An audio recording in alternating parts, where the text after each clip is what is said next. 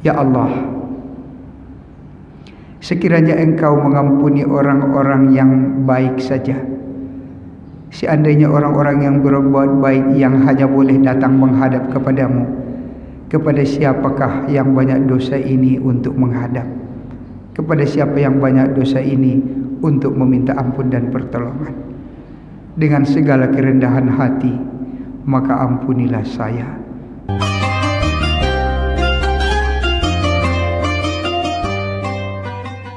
Bismillahirrahmanirrahim. Assalamualaikum warahmatullahi wabarakatuh. Alhamdulillahi wa kafa wa salamun ala ibadihi alladhina istafa. Subhanaka la ilma lana illa ma 'allamtana innaka antal alimul hakim. ولا حول ولا قوة إلا بالله العلي العظيم. اللهم ارحمنا بالقرآن واجعلنا من أهل القرآن. Saudara-saudara jemaah salat subuh yang semoga sentiasa dimuliakan Allah Subhanahu wa taala. Mari kita sama-sama memanjatkan puji dan syukur kepada Allah Subhanahu wa taala, mengucapkan alhamdulillahirabbil alamin. Bersalawat salam kepada baginda sallallahu alaihi wasallam dengan ucapan Allahumma salli ala sayyidina Muhammad wa ala ali sayyidina Muhammad. Mudah-mudahan hari demi hari yang kita lalui menjadi hari-hari yang lebih baik, hari-hari yang lebih beruntung, hari-hari yang lebih indah. Semoga kebaikan kita di dunia menjadi asbab kebaikan dalam perjalanan kita berikutnya, baik dalam penghujung hidup kita menjadi husnul khatimah maupun setelah kita dipanggil oleh Allah dalam keadaan baik, selamat, sentosa, berjumpa dengan yang paling kita agungkan, yang selama ini kita sembah, kita rindukan, jumpa dengan Allah Subhanahu wa taala dan Rasulnya serta kekasih-kekasihnya. Bapak Ibu hadirin yang mulia, pagi ini sebetulnya saya tidak menantanglah, bukan Ustaz menantang ya.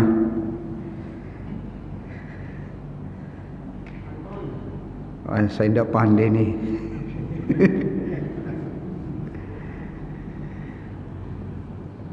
Jadi insyaAllah dalam kajian kita biasanya ustaz-ustaz yang kita panggil ada materi-materi yang kita telah bagikan.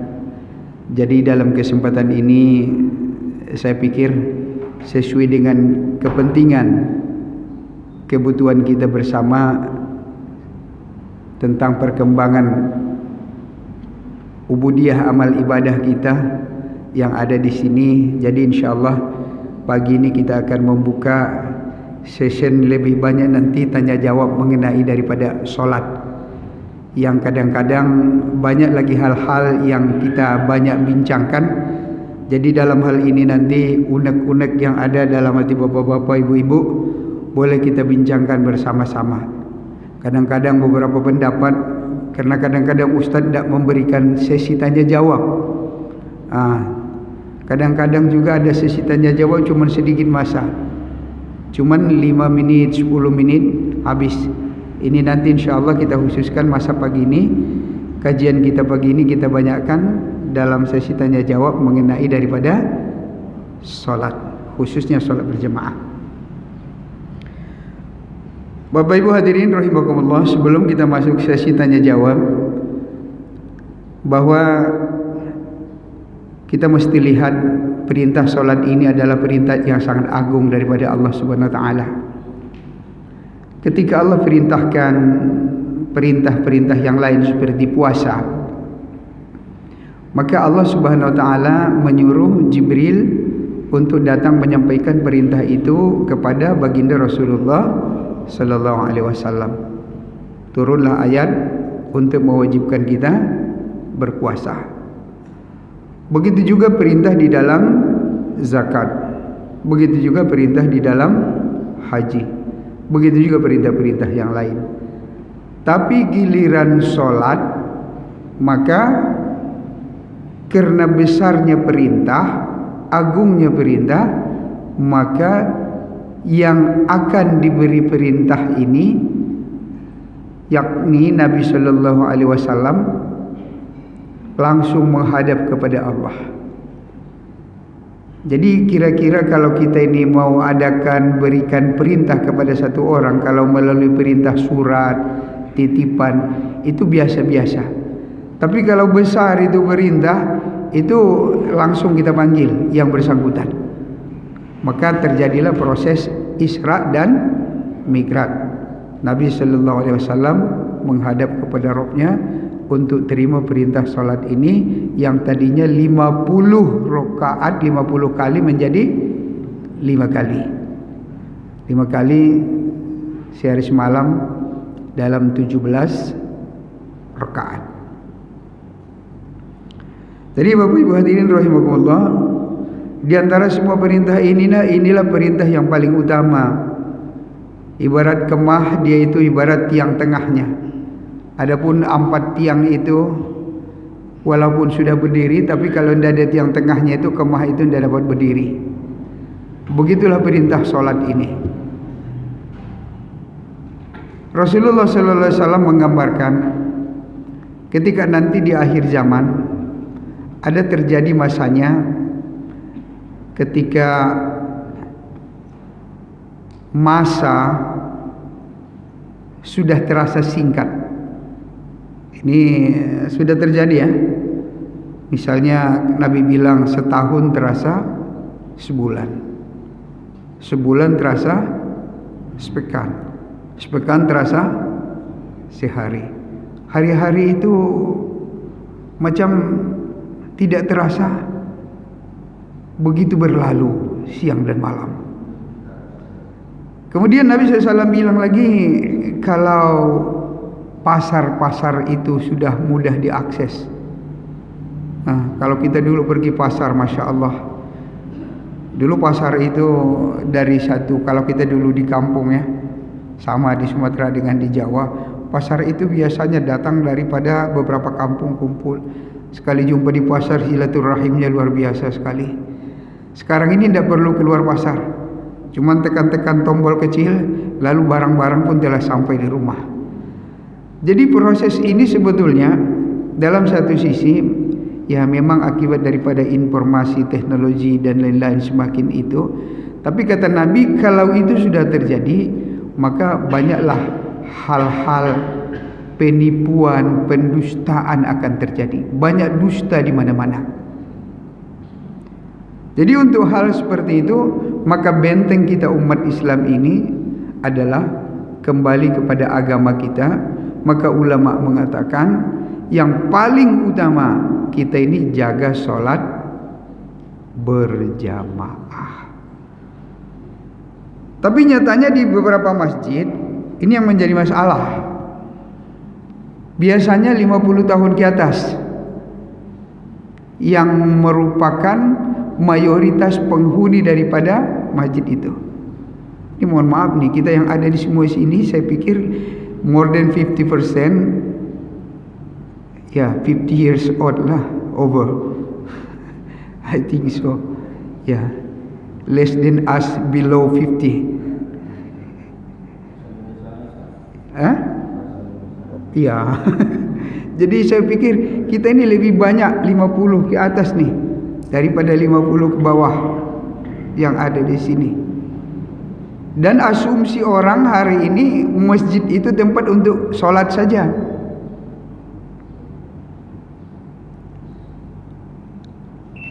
Masa Nabi masjid bukan untuk tempat sholat saja. Masa Nabi SAW dia tempat ibadah, dia tempat belajar, dia tempat menyusun strategi perang, dia tempat menyusun musyawarah tentang kenegaraan. Jadi masjid itu tempat semuanya. Sekarang ini masjid kita paling barter, tempat selain daripada ibadah, kadang-kadang tempat pernikahan. Sekarang ini jarang ada masjid, ada aula-aula perpustakaan lengkap. Tapi sih di Indonesia alhamdulillah, Masjid Joko Karyan, masjid di Seragen itu, masjid apa namanya itu Mas? Seragen itu loh, yang ada kadang-kadang setiap minggu itu ada sayur gratis. Sayurnya pun ada gratis. Kalau di Jogokarian ada ATM beras pun ada. Motor pun hilang, motor diganti. Tapi saya pikir kalau di Pekanbaru hari-hari orang kehilangan motor. Sudah-sudah yang dimakan Allah SWT, banyak sudah ada di Kalimantan masjid Kapal Munzalan. Kemudian di Sukabumi sekarang ini ada masjid 1 juta pemuda. Hari ini yang menghidupkan daripada masjid-masjid. Sekarang ini sudah mulai bangkit. Kalau di Jakarta kita lihat hampir tidak ada masjid yang tidak ada remaja masjidnya. Semua remaja masjid. Dan saya lihat orang-orang yang remaja masjid itu jadi, termasuk di masjid saya dulu pernah kita undang ke sini si Haikal Hasan. Dia dulu ketua masjid di masjid saya. Saya waktu dulu imam di pas Pampres. Jadi di luar komplek itu rumahnya Bapak si Haikal, Bapak Hasan. Jadi dia hari-hari datang ke tempat kami dan dia ketua remaja masjid di situ. Jadi kami orang tua waktu itu tidak ada yang susah. Semua pekerjaan dikerjakan oleh remaja. Mulai dari kepentingan misalnya sholat Idul Fitri, Idul Adha, kepentingan kurban, anak remaja yang ambil itu semuanya. Kita tinggal bantu-bantu saja. Jadi mungkin menjadi satu masukan juga buat kita macam memikirkan remaja-remaja kita ini. Jadi Bapak Ibu hadirin yang rahimakumullah. Kemudian selanjutnya saya mengajak kita untuk melihat bahwa sungguhnya Yahudi ini sebetulnya mereka ini tahu kelemahan dan kekuatan umat ini. Apa kata Churchill dulu, bekas Perdana Menteri daripada Inggris? Untuk mematikan umat Islam itu tidak pernah bagi racun, tidak pernah perlu diperangi. Tidak perlu kita perang dengan mereka. Apa itu? Kita perlu kurangi agamanya. Jadi Allah Subhanahu wa taala jadikan umat ini ibarat ikan. Air itu adalah agamanya. Ikan boleh hidup di air. Keluar dari air dia akan mati. Cacing boleh hidup dalam tanah. Burung boleh hidup dalam udara.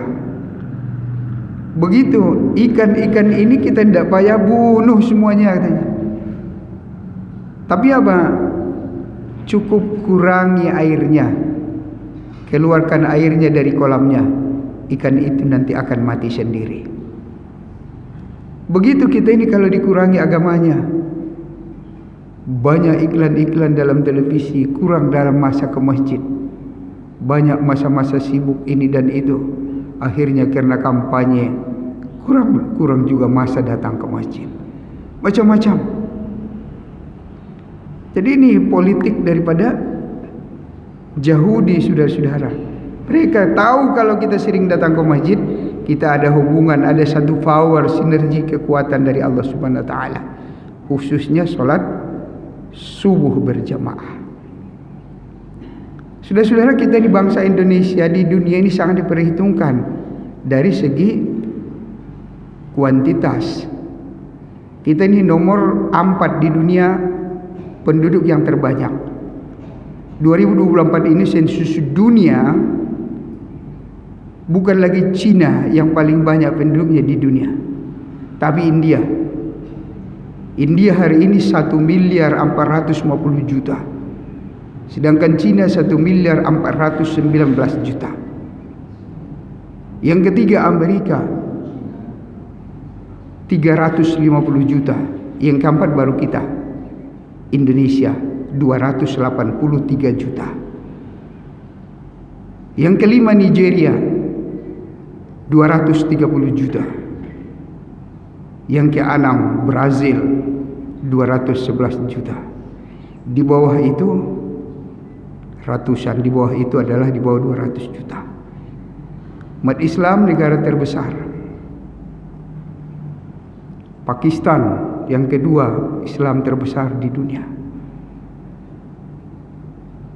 Tapi kekuatan masjid kita ini, kekuatan masjid Indonesia adalah 1000 menara masjid. Dikatakan 1000 menara masjid.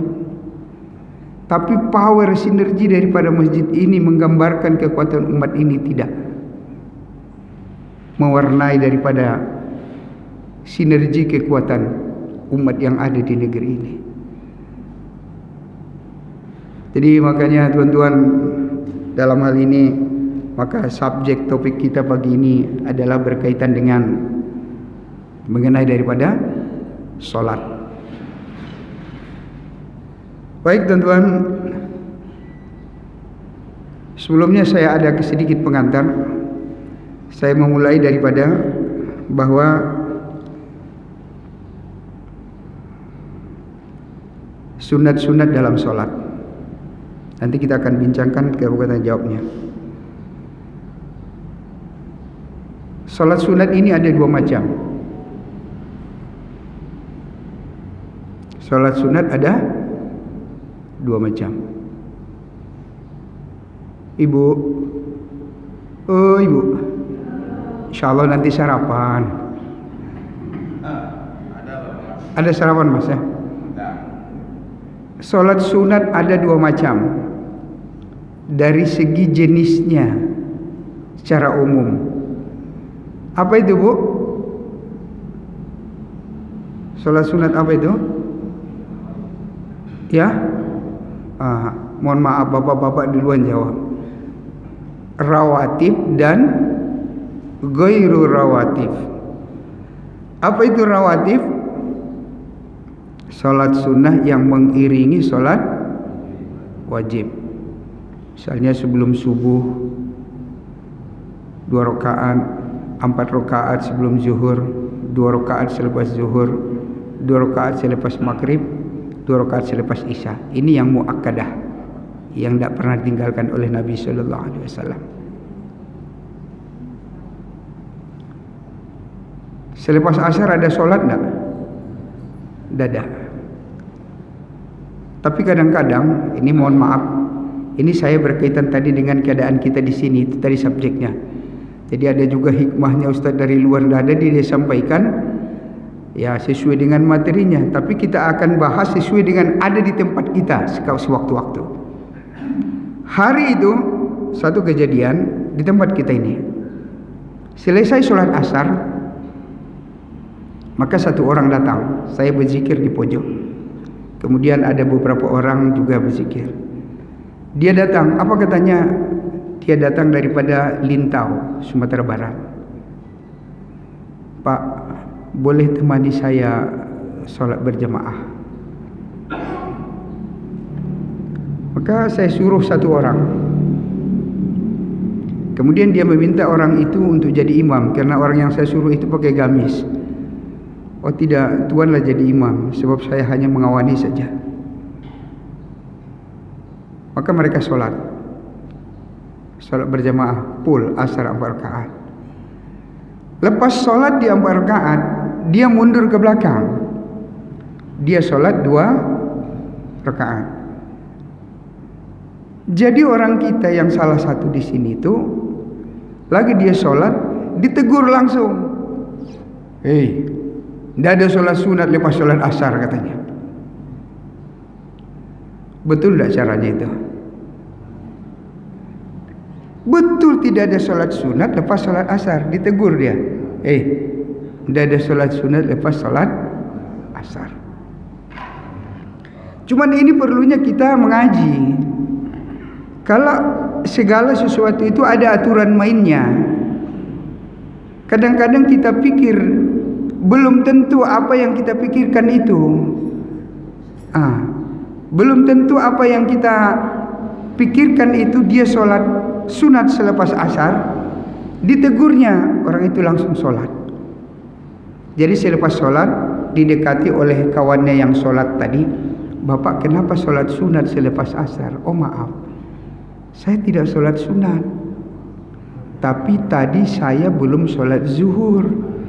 Saya ingin jamak qasar, saya ingin berjamaah tadi. Makanya saya lakukan asar dulu, baru saya zuhur kemudian.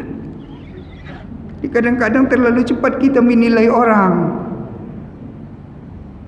Ada aturan mainnya. Jadi kena tegur dia, tapi dia santai saja. Dia orang yang tidak mau meninggalkan solat berjamaah, dan kebetulan dia musafir dari Lintau, Sumatera Barat. Jadi saudara-saudara, ada aturan mainnya semuanya. Kembali kepada tadi, adalah solat rawatib yang mengiringi solat fardu. Dia ada dua macam, satu muakkad, satu muakkadah. Guna daripada solat sunat ini apa? Menambal kekurangan daripada solat wajib. Tadi kita belum tentu khusyuk 100%. Tadi kita lagi solat, ingat lagi, nanti sarapannya lontong. Nanti ingat lagi, kalau minggu ketiga mudah-mudahan nanti kambing lagi. Macam-macam ingat lagi solat. Jadi solat sunnah itu menutupi segala kekurangannya. Kemudian ada goiru muakkadah, termasuk solat sunat sebelum asar, solat sunat sebelum maghrib, solat sunat sebelum isya. Tapi walaupun dia goiru muakkadah, tetap juga posisinya menambal sulam daripada kekurangan salat fardu kita. Itu tadi yang disebut dengan salat sunnah rawatib. Yang kedua adalah sunnah ghairu rawatib.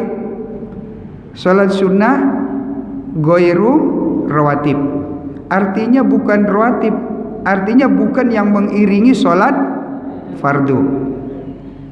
Yang bukan mengiringi solat fardu itu solat yang biasa kita lakukan, daripada solat syukrul wudu, solat sunat hajat, tahajud, witir, solat taubat, solat duha, solat tasbih, dan lain-lain segala-galanya. Dari segi pelaksanaannya, solat-solat ini ada 3 macam. Ada yang dilaksanakan siang saja, ada yang dilaksanakan siang saja. Apa itu? Salat duha. Terus gerhana matahari. Kemudian salat Idul Adha, Idul Fitri. Jangan salat Idul Adha malam-malam, ataupun baru sembahyang lepas maghrib salat apa? Saya salat duha tadi pagi tidak sempat. Tidak ada ya. Jadi solatnya itu mesti di siang hari saja. Ada yang solat hanya malam saja, tidak boleh siang. Apa? Tahajud, witir, tarawih, gerhana bulan. Ada yang siang dan malam. Solat apa itu? Banyak. Solat tahiyatul masjid, solat taubat, solat hajat, banyak sekali. Solat tasbih itu boleh siang dan boleh malam dari segi pelaksanaannya.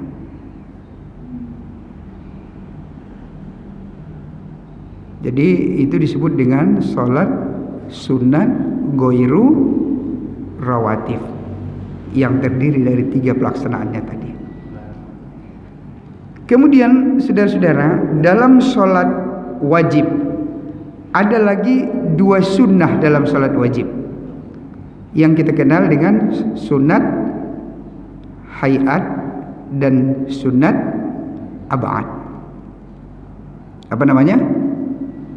Sunat ab'ad dan sunat hayat. Apa itu sunat ab'ad? Sunat ab'ad adalah salah satu sunnah yang dilakukan, yang apabila dia tertinggal kita disunnahkan sujud sahwi. Dan apabila sesuatu itu ditinggalkan, tidak disunnahkan sujud sahwi, namanya sunat hayat. Apa contoh sunat ab'ad yang menyebabkan kita sujud sahwi demi kesempurnaan solat? Contohnya, baca tahiyat awal. Ini mohon maaf nih, ini sering kejadian di mana-mana, termasuk di masjid kita.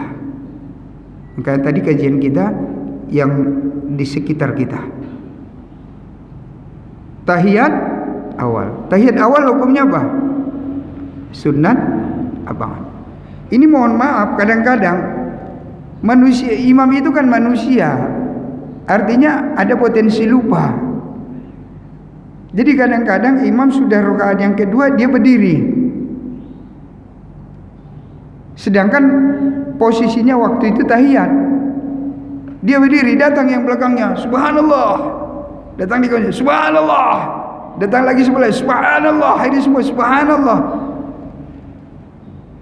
Imam pun kebingungan. Bagi imam yang mengerti, tapi bagi imam yang tidak mengerti, dia berdiri lagi. Sunat membaca tahiyat, sedangkan berdiri adalah termasuk rukun sholat untuk mengikuti bacaan Al-Fatihah rakaat yang ketiga.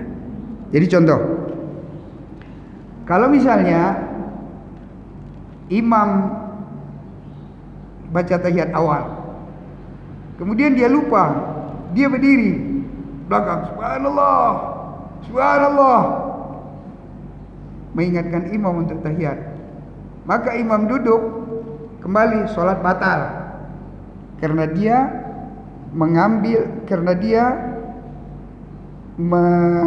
menghapuskan yang wajibnya, menukar yang wajib kepada yang sunnahnya.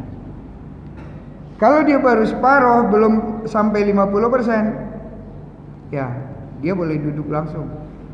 Tapi dia sebagai manusia, kalau dia lupa, kalau dia berdiri, ya mohon maaf lah, kita yang di belakang jangan lagi subhanallah, subhanallah. Ini sering terjadi, subhanallah, subhanallah. Itu yang kita subhanallah itu dalam sholat wajib juga. Ini kadang-kadang dalam sholat sunnah, sholatnya sudah saja sunnah. Kalau lupa imamnya yang sunnah, tidak payah subhanallah. Contoh apa? Sholat hari raya. Sholat hari raya dimulai dengan rakaat pertama takbir dulu, baca tasbihat 7 kali, rakaat kedua baru 5 kali. Dan lepas itu ketika imam berdiri pada rakaat kedua, lupa dia tasbih, langsung dibaca Bismillahirrahmanirrahim. Datang di belakangnya, subhanallah, alhamdulillahi rabbil alamin, subhanallah. Maka dia pun tukar lagi, subhanallah, alhamdulillah, wa la ilaha illallah, Allah. Tidak payah lagi ditukar, tidak payah diikut-ikuti lagi, karena kondisi sembahyangnya pun sunat, bacaan yang itu pun sunat. Yang rukunnya sebagai sholat itu adalah Fatihah.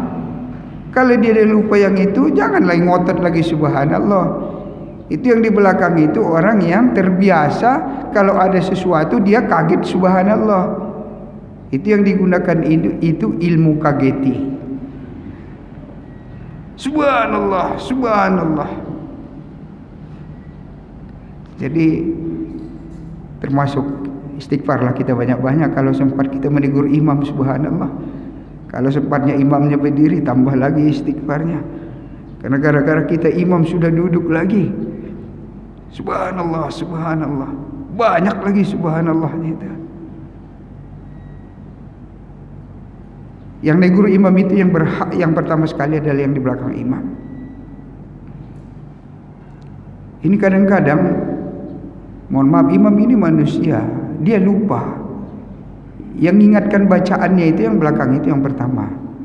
Kalau seandainya yang pojok itu pun tahu bacaannya, itu nanti suaranya itu akan mengganggu kehusukan daripada orang lain. Bagus imam itu Allahu Akbar saja atau ganti daripada surahnya. Tidak payah diingatkan. Kita dalam sholat ini ada aturan mainnya. Seperti tadi yang dalam sholat asar itu terjadi. Itu pernah terjadi loh pada masa Nabi. Namanya sholat i'adah. Kalau kita belajar fikih, apa namanya? I'adah. Salatul i'adah. Apa itu i'adah? Yaitu satu hari Nabi sholat, selesai berjamaah, ada sahabat yang lambat datang. Dia celongok-celongok lihat kiri kanan. Nabi paham dia belum sholat. Lalu Nabi bilang, siapa di antara kamu sahabatku yang ingin bersedekah kepada orang itu? Maksudnya sedekah kawani dia untuk sholat lagi.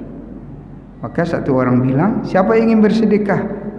Saya Rasulullah. Sudah, kamu sedekah untuk mengawaninya sholat berjamaah. Itu ada sholat iadah.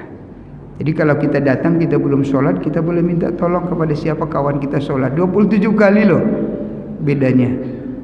Rugi sekali. Kalau kita sholat satu kali sama dengan 1 bulan. Luar biasa sekali. Ada sholat iadah namanya.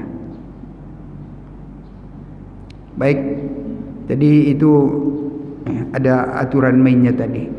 Jadi sunat dalam sholat itu, yang sholat tadi itu abad itu contohnya, lupa membaca tahiyat awal. Membaca tahiyat awal itu hukumnya adalah sunnah. Jadi sekali lagi, kalau ada yang lupa baca tahiyat awal, kita tidak payah tegur. Jadi macam mana tindakannya? Kalau dia berdiri, ya kita berdiri. Tidak payah solat, tidak. Nanti solat sujud sahwi. Kalau dia sujud sahwi, sah solatnya. Tidakkah mesti sujud sahwi? Kalau dapat sujud sahwi. Tidak sujud sahwi, solat tetap sah. Jangan jadi perbincangan. Tadi udah ini imam dah sujud sahwi, sah solatnya, tidak mengurangi. Bapak Ibu hadirin ini Allah SWT. Sekejap. 1 minute more. 1 minute more. Yang tadi kawannya apa? Salat sunat hayat. Salat sunat hayat contohnya takbir. Takbiratul ihram dengan mengangkat tangan. Takbiratul ihram hukumnya apa? Wajib. Tapi mengangkat tangan itu hukumnya sunnah. Dan sunnah itu bukan sunnah abad, itu sunnah hayat. Andaikan ditinggalkan pun tidak ada masalah. Mazhab Maliki khususnya di daerah Maroko dan sekitar, itu di sana itu Allahu Akbar lurus saja. Kemudian saya sering melihat orang-orang Oman. Di Brunei itu banyak sekali orang Oman. Jadi kalau mereka sholat, kadang-kadang kita mau salaman, rupanya mereka lagi sholat. Mereka berdiri, Allahu Akbar, Bismillahirrahmanirrahim, Ar-Rahmanirrahim. Berdiri saja, tidak ada lipat tangan. Itu Maliki. Jadi angkat tangan ini adalah termasuk sunnah hayat. Cuman angkat tangannya itu, kalau kata Nabi, ujung jari di bawah telinga. Kadang-kadang macam-macam kita soleh, Allahu Akbar, semacam ini. Saya tidak ceritakan di orang lain. Allah, kita tahu pusingan apa itu ya. Allah, pusing lagi sekali, masuk macam pencak silat juga. Tapi yang belum saya lihat, Allahu Akbar, belum ada lah, mudah-mudahan. Jangan begitu. Kalau gini biasa. Kemudian ada 4 tempat yang disunnahkan. Pertama, Allahu Akbar ketika takbiratul ihram. Kemudian ketika ruku, Allahu Akbar. Ketika iktidal, Sami Allah liman hamidah, 3. Kemudian satu lagi yang keempat, ketika bangkit daripada rakaat yang kedua setelah tahiyat, Allahu Akbar. Jangan terlalu banyak. Allahu Akbar ketika takbiratul ihram. Rukuk angkat, ada sunnahnya. Iktidal ada sunnahnya. Ini kadang-kadang mau sujud pun Allahu Akbar lagi, diangkat lagi. Tidak ada situ. Kemudian setiap rakaat mengangkat tangan juga tidak ada. Hanya 4 itu saja.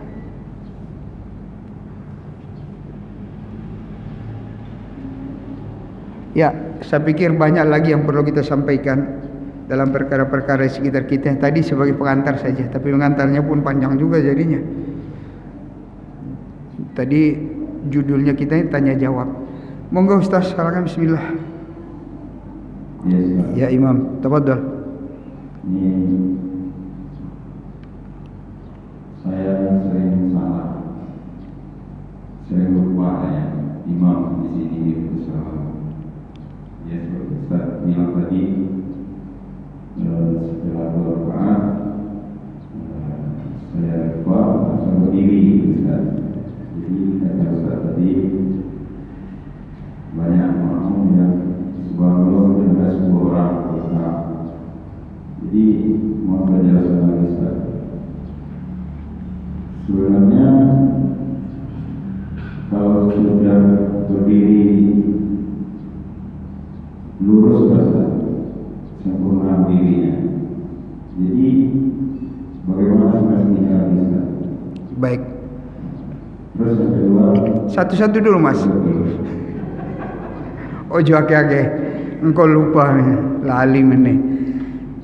Terus saya pernah sholat satu kali di masjid apa namanya itu, dengan komplek Unri di Jalan Garuda Sakti. Jadi yang melihat imam itu yang sekitar sini saja. Jadi kalau kita sholat sebelah itu tidak lihat imam kan. Rakaat ketiga kita langsung berdiri. Allahu Akbar. Jadi ada saya dengar subhanallah, subhanallah, subhanallah gitu. Terlalu kencang dan sering subhanallahnya. Imamnya ini hafiz Al-Quran dan alim, dia tahu. Akhirnya dia marah lagi imam itu. Marah dia Mas. Dia lagi sholat begini, subhanallah, subhanallah. Dia berbalik langsung, ulang lagi sholat dia katanya. Marah dia. Saya sudah berdiri, kenapa lagi subhanallah? Ini kan sunat katanya. Dasar kalian tidak belajar katanya. Marah dia. Jadi bagaimana tindakan kita kalau sudah orang ribut subhanallah? Maka kita lanjutkan sholat kita. Jangan lagi duduk. Jadi orang yang subhanallah itu nanti dengan sendirinya dia berdiri. Nanti setelah sholat maka kita akan bagi tahu. Kita akan bagi tahu. Adapun orang yang sudah terlanjur berdiri, jangan lagi dia duduk. Oke, memang kalau sudah apa namanya, karena dia panjang itu takbirnya, orang yang tidak tahu pun Allahu Akbar, ke bawah juga orang berdiri. Imam ini juga makanya ada tekniknya sholatnya. Ini kadang-kadang lagi bangkit dia daripada sujudnya untuk tahiyat awal, Allahu Akbar. Orang yang kadang-kadang kurang khusyuk di luar itu karena panjangnya takbirnya, maka orang pun berdiri. Jadi disesuaikan. Allahu Akbar. Ini kadang-kadang untuk berdiri perlu agak panjang. Dibuatnya pun Allahu Akbar, tapi berdiri. Jadi orang pun bingung mau duduk atau berdiri ini. Itu gunanya imam itu disesuaikan. Jadi ada aturan mainnya. Imam terus melaksanakan sholatnya. Gitu Pak Imam ya. Kemudian menegur daripada imam ini juga ada cara-caranya. Seperti orang yang di belakangnya itu paling wajib. Tapi kebalikannya begini, macam mana kalau imam yang batal? Saya pernah sholat di salah satu masjid. Kemudian saya persis di belakangnya. Imamnya pensiunan tentara. Tidak tahu juga kenapa dia pakai sarung yang sudah pensiun sarungnya. Artinya sarungnya itu yang tua lah. Jadi saya bilang sarungnya pensiun, ketika dia sujud koyak sarungnya. Robek sarungnya. Ketika sujud Allahu Akbar, koyak sarungnya. Jadi kita pun tidak terpikir, kita sujud. Tapi kenapa tidak bangkit-bangkit gitu? Saya sendiri ikut di situ jamaah itu, saya pas di belakangnya. Dia sudah lari dari tempat imamnya, dia udah lari macam ini persis. Dia udah lari ke situ karena mimbar waktu itu bukan begini, mimbar yang berdiri itu, mimbar yang biasa itu yang bulat itu. Jadi dia lari ke dekat pintu, bukan di belakang mimbar dia. Kayaknya koyak. Dikeluarkannya kepalanya. Macam Mr. Bean jadinya, dikeluarkannya kepalanya saja. Dilihatnya jemaah lama sujudnya. Dia pun berpikir, bagaimana cara mengangkat jamaah ini kembali? Saya ada di situ. Maka dia bilang, Allahu Akbar dari samping. Ya, kita pun bangkitlah, tapi bangkit tidak ada imam lagi. Imamnya sudah tidak ada, kita bangkit. Dia dari samping. Saya ingat dulu cerita Mr. Bean waktu itu dia masuk ke pangkalan tentara. Begitu keluarkannya kepalanya, Allahu Akbar. Si imam tadi bilang, kita bangkit, tak ada imam. Saya pun langsung berinisiatif. Saya maju sedikit dalam sujud itu. Saya bawakan sujud selanjutnya.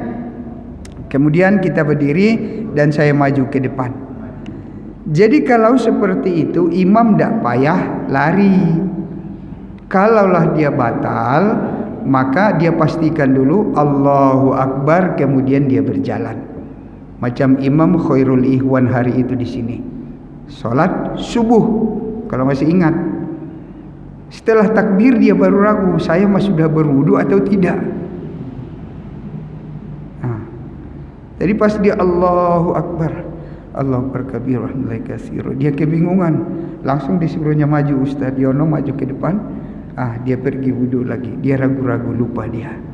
Jadi seperti itu. Monggo Ustaz, kalau masih ada yang kedua. Cukup apa ya?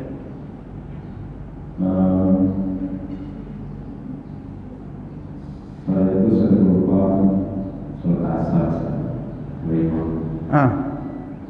Kalau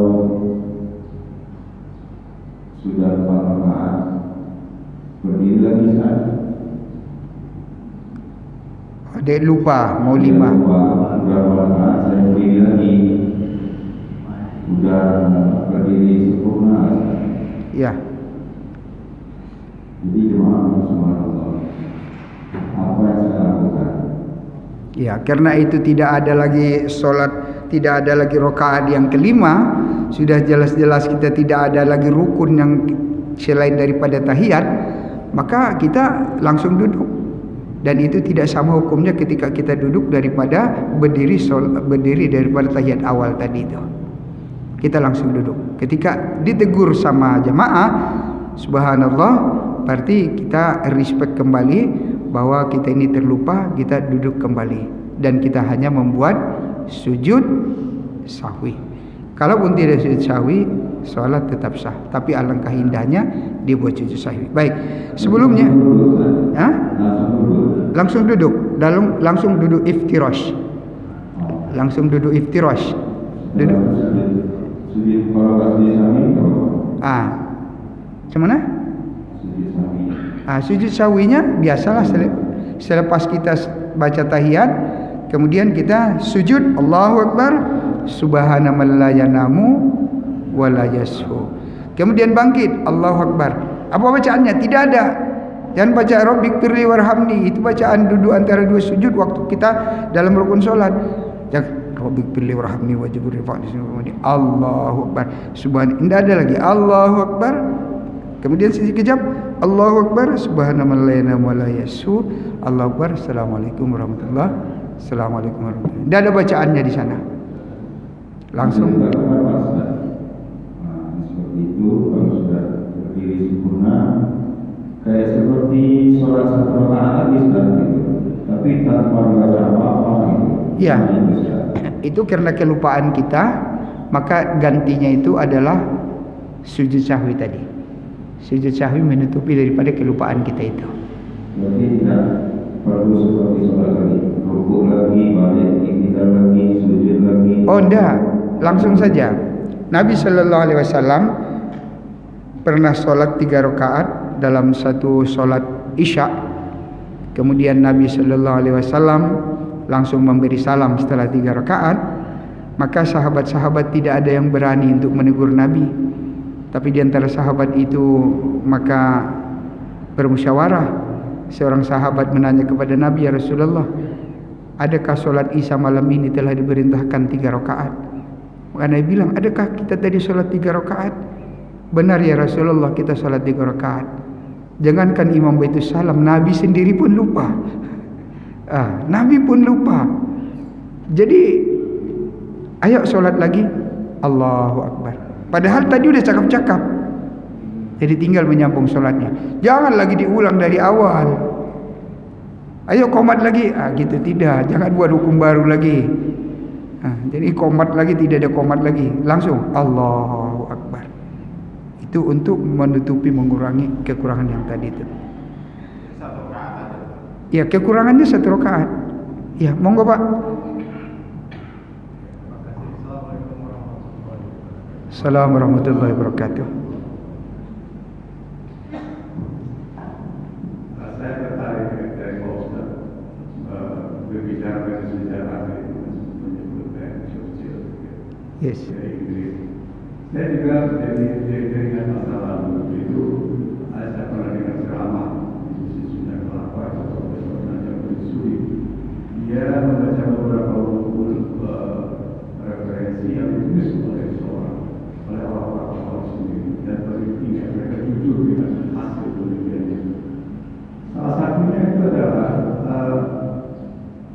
bahwa kelompok-kelompok dari keturunan atau generasi Templar demokrasi itu mencoba mengevaluasi kenapa orang kita bisa kalah dengan orang Muslim, sehingga mereka mendapat kesimpulan bahwa orang Muslim itu tidak bisa dikalahkan secara conventional war, tapi bisa dikalahkan dengan cara ideal war seperti ini. Jadi memang apa yang kita lihat itu sekarang memang apa ideologi kita memang dipengaruhi jika kita terkait sama kita sendiri. Kemudian juga dia mungkin dari buku peneliti juga namanya Philip K. itu dari Amerika, orang itu juga. Ada bukunya judul Muhammad. Dia mengatakan bahwa the Christian are strong because they're not really Christian, but the Muslim are weak because they are not really Muslim. Jadi artinya apa? Orang itu kuat karena dia nggak mengamalkan ajarannya, tapi orang Muslim lemah karena justru dia meninggalkan ajarannya. Nah, kira-kira itu bagaimana solusi itu? Terima kasih. Masya Allah. Hari itu di sini juga kita sering mengupas pembicaraan tentang seperti itu. Termasuk kita ini sebetulnya telah bangsa-bangsa hari ini, katakanlah bangsa-bangsa Barat, hari ini telah mencuri kehidupan umat Islam ini. Katakanlah salah satu waktu itu paling dekat waktu terjadi Piala Dunia di Qatar. Bagaimana budaya Jepang yang begitu sangat disiplin sekali, walaupun mereka kalah waktu itu, tapi mereka mencomot-comot sampah daripada lapangan waktu itu. Satu beban moral kekalahan sebetulnya membuat inisiatif itu sebetulnya tidak akan muncul lagi. Tapi karena sudah didasari nasionalisme, patriotisme yang sangat tinggi dan disiplin yang sangat ulet, maka kekalahan mereka itu tidak mengurangi daripada patriotisme dan kedisiplinan mereka. Sebetulnya itu adalah umat Islam punya. Mohon maaf kalau kita berjalan di dunia ya, Indonesia termasuk negara yang sangat kotor, ya, termasuk kotor. Termasuk negara-negara lain di Asia ini, ya beberapa negara miskin macam di Cambodia, ya Myanmar dan lain-lain. Tapi di India sangat kotor, Bangladesh sangat kotor sekali. Saya pernah lalu di negara-negara yang saya bilang tadi itu sangat kotor. Tapi Islam punya prinsip adalah an-nazafatu minal iman. Kebersihan sebagian daripada iman.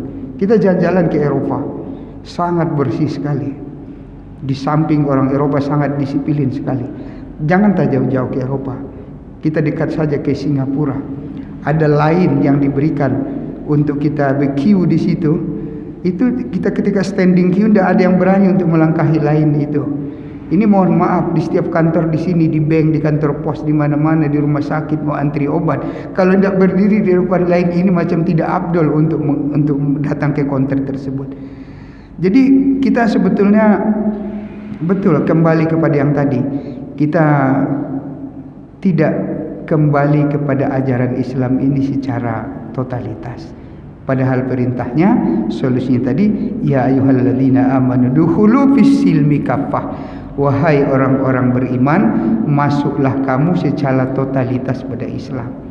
Jadi hari itu yang dibahas, macam mana kita dalam keseharian kita daripada awal. Ketua pun sangat menganjurkan sekali macam mana kita ini mengamalkan sunnah-sunnah dalam kehidupan kita.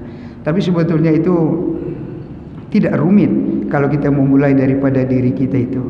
Ya, memulai daripada diri kita. Dan orang itu sangat tahu, banyak sejarah lah, macam Habibie dulu, dia jadi juara 1 ya, setelah melihat orang Yahudi juara 1, dia pun dapat ilmu dari situ. Dia mandi malam, dia baca Al-Quran, jadi dia pun the best. Ya betul, karena kita ini adalah kelemahan kita. Ya, bukan saja kita ini hilang daripada kekuatan, tapi hilang segala-galanya dari pertolongan Allah pun. Sebetulnya Islam itu cara mikro dan makro sudah sangat komplit sekali. Barangkali itu saja Pak ya. Masih ada waktunya Kak Ibu? Hah? Ada satu lagi Ibu tadi itu. InsyaAllah nanti kita akan buka lagi session lain. Ya, one question more insyaAllah. Singkat saja Bu ya, waktu.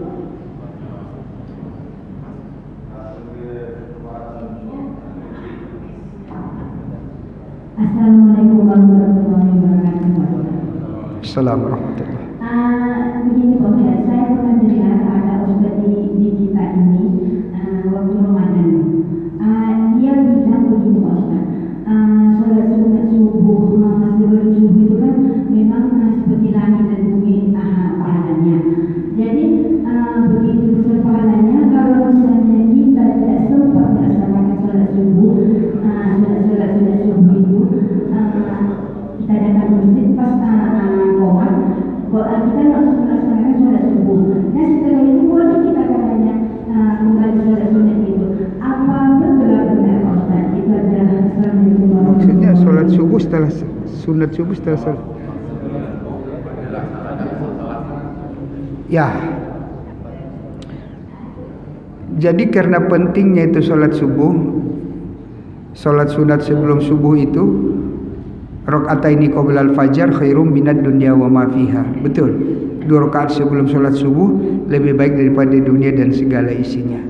Karena pentingnya itu, oleh beberapa imam dalam kitab-kitab Tambihul Ghafilin, dalam kitab yang dikarang oleh Abdul Somad Al-Falembani, dikatakan di situ kalau kita tidak sempat melaksanakan sholat subuh 2 rakaat, maka kita boleh laksanakan selepas sholat subuh. Jadi kadang-kadang ada kawan-kawan kita, dia sholat subuh berjamaah, kemudian dia mundur 2 rakaat, itu mungkin tadi karena belum sempat melaksanakan sholat sunat qobaliyah subuh. Memang ba'diyah tidak ada, tapi kita boleh di situ sholat untuk mengkodo, mengejar daripada pentingnya sholat itu. Memang itu diperbolehkan. Bapak Ibu hadirin, memang kita di manusia ini tidak ada yang respect ya, tidak ada yang perfect ya, tidak ada yang perfect, tidak ada yang sempurna. Kita ini banyak kekurangan ya. Tapi ketika di banyak kekurangan kita ini, Masya Allah, inilah yang menjadi nilai, ini yang menjadi penilaian bagi Allah untuk kita. Jangan kita merasa sempurna, tidak ada yang sempurna. Banyak kesalahan-kesalahan kita. Untuk penutup kajian ini, saya bercerita tentang seorang penyair di kerajaannya Harun Ar-Rasyid dahulu. Mungkin tuan-tuan tahu siapa penyair yang lucu itu. Ya Pak, Abu Nawas. Tidak ada yang tidak kenal nama Abu Nawas. Abu Nawas itu lahir di Iran dan dia wafat di Irak dan dia besarkan di Irak. Kuburannya ada di Basrah. Jadi waktu itu dia umur remaja, dia hidup di Baghdad besar. Nama dia adalah Hasan bin Hani. Jadi ketika itu dia rambut gondrong. Rambut dia adalah rambut ikan. Maka orang pun gelar dia Abu Nawas. Abu Nawas, Nawas itu artinya berambut ikan. Bapak yang berambut ikan. Jadi kalau baru tahu arti Abu Nawas berambut ikan, itulah artinya itu. Abu Nawas artinya rambut ikan. Jadi dia sangat lucu. Dia juga bukan orang yang terbaik. Banyak dia berbuat dosa juga. Kita tahu kalau kita lihat anekdot, dia sangat lucu sekali. Itu betul itu Abu Nawas itu. Jadi singkat ceritanya, sebagai penutup, dia berkawan dengan Muhammad Nafiq. Jadi ketika satu hal dalam perkawanan mereka ada sesuatu perselisihan, Muhammad Nafiq meninggalkan dia, tidak mau teguran. Singkat ceritanya, Muhammad Nafiq tahu kalau Abu Nawas sudah meninggal. Dia pun sangat menyesal kalaulah belum ada perbaikan di antara mereka. So maka dia pun bermimpi melihat Abu Nawas dalam kuburnya. Maka dia tanya, wahai Abu Nawas, apa yang Allah lakukan padamu? Jangan panggil saya lagi Abu Nawas, nama saya Hasan bin Hani. Maka apa yang Allah buat denganmu? Allah mengampuniku dengan syair yang saya tulis. Dan syair itu saya letak di bawah bantal saya. Setelah dia bangun, dia niat pergi untuk menjumpainya. Dia pergi menjumpai keluarga Abu Nawas. Setelah diketoknya pintu, maka keluarganya keluar. Maka dia bilang, adakah Abu Nawas meninggalkan sesuatu pesan? Oh, tidak ada. Maka dia bilang, bolehkah saya masuk ke dalam? Boleh. Maka dia pun cari ada kertas. Maka keluarganya bilang sebelum mati dulu dia meminta kertas dan tinta. Kemudian dilihat di kertas itu satu perkara yang sangat indah, yang mungkin menjadi satu amalan juga buat kita. Apa dia tulis di situ? Ya Allah, sekiranya Engkau mengampuni orang-orang yang baik saja, seandainya orang-orang yang berbuat baik yang hanya boleh datang menghadap kepadamu, kepada siapakah yang banyak dosa ini untuk menghadap? Kepada siapa yang banyak dosa ini untuk meminta ampun dan pertolongan? Dengan segala kerendahan hati, maka ampunilah saya. Maka begitu Allah Subhanahu wa taala ampuni Abu Nawas ini. Jadi kita ini merendah hati di hadapan Allah Subhanahu wa taala. Kita ini dia yang sempurna. Kita perbaiki diri kita, perbaiki solat-solat kita, perbaiki amalan-amalan kita, muamalah, muasyarah kita, hablum minallah, hablum minannas. Maka menjadi satu benteng bagi kita di saat akhir zaman yang begitu multi tantangan pada saat ini. Barangkali itu saja, mohon maaf atas semua kekurangan dan kejanggalan. Subhanallah bihamdihi, subhanakallah bihamdika, asyhadu an la ilaha illa anta astaghfiruka wa atubu ilaik. Assalamualaikum warahmatullahi wabarakatuh.